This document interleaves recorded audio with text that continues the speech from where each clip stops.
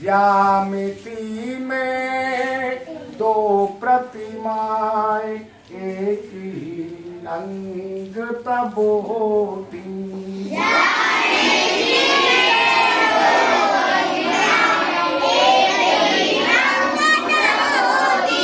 समान आकार एवं आकृति दोनों की यदि होती।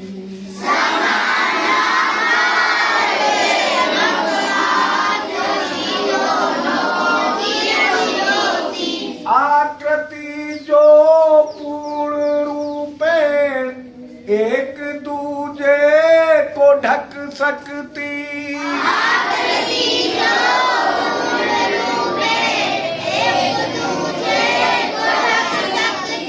आकृतियां बही सर्वांग सम आपस में है होती।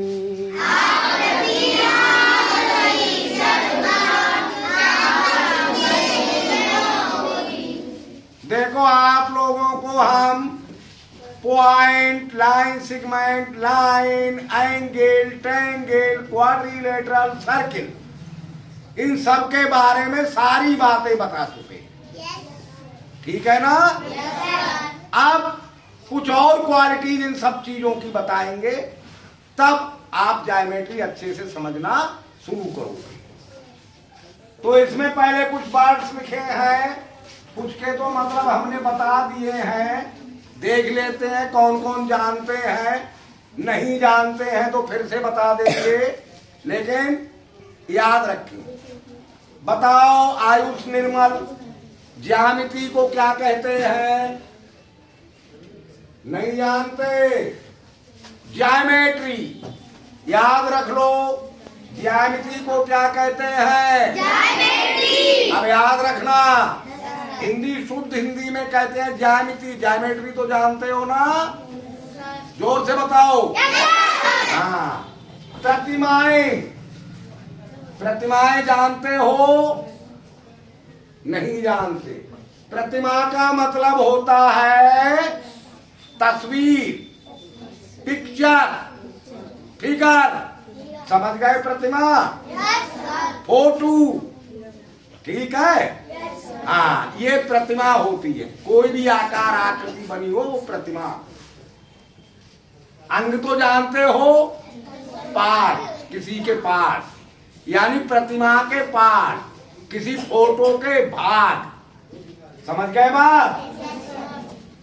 आकार, शेप, आकृति, साइज, अब तो समझ गए?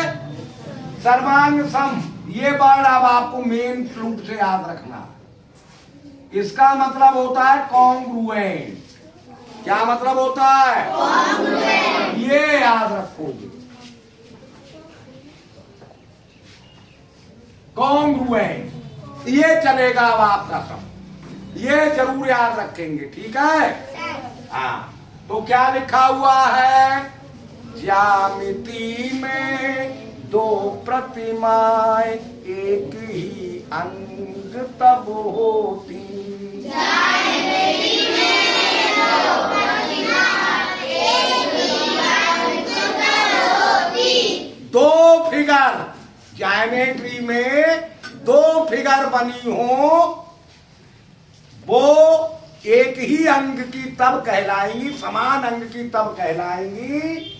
समान आकार एवं आकृति दोनों की यदि होती।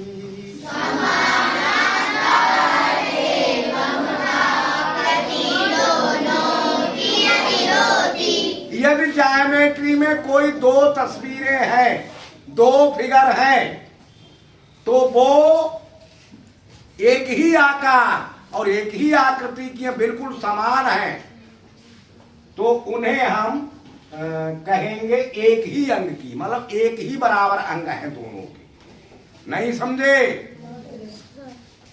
आकृति जो पूर्ण रूपे एक दूजे को ढक सकती। आकृति जो पूर्ण रूपे एक दूजे को ढक सकती। नहीं समझे हो तो अब ये लाइन पूरी तरह से समझा देगी। ऐसी फिगर जिसके ऊपर दूसरी फिगर रखें और कोई नीचे वाली फिगर दिखाई ना दे, पूरी तरह से ढक ले उसे, समझ रहे हो, और उससे आगे भी ना बढ़े, ऊपर वाली फिगर उससे बड़ी भी ना हो और पूरी तरह से ढक ले, बराबर बराबर एकदम बराबर ढक ले। तो वो आकृतियां बही सर्वान सम आपस में है होती,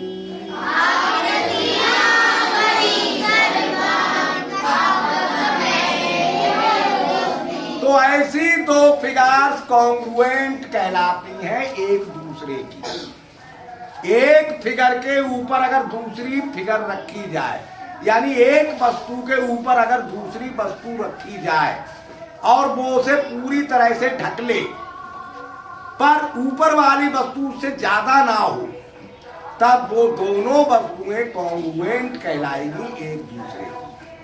अब तो समझ गए, आप भी नहीं समझे?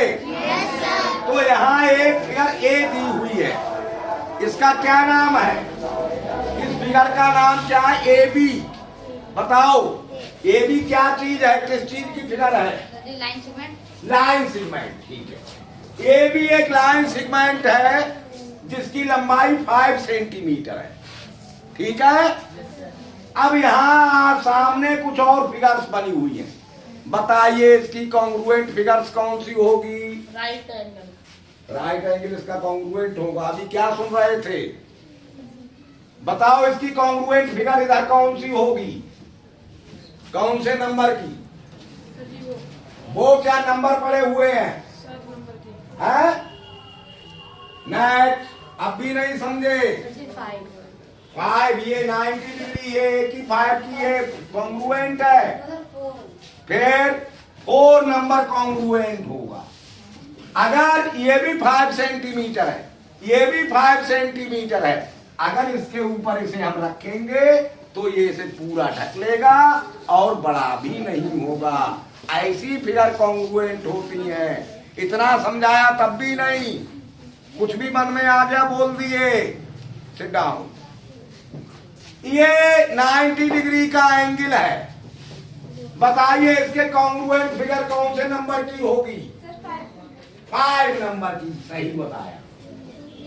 अगर हम 90 डिग्री के एंगल को 90 डिग्री के एंगल के ऊपर रखेंगे तो वो उसे पूरा ढक लेगा, नहीं ढक लेगा?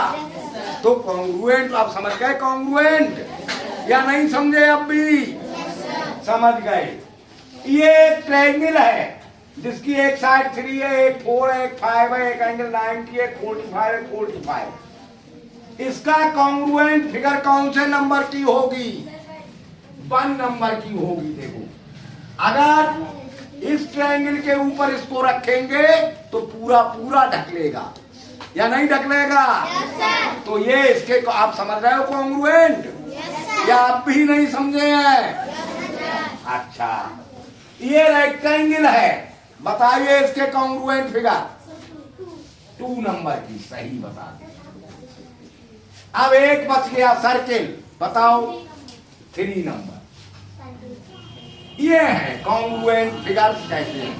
एक फिगर दूसरी फिगर को पूरा पूरा ढक ले, वो फिगर एक दूसरे की कॉन्ग्रुएंट फिगर होती है।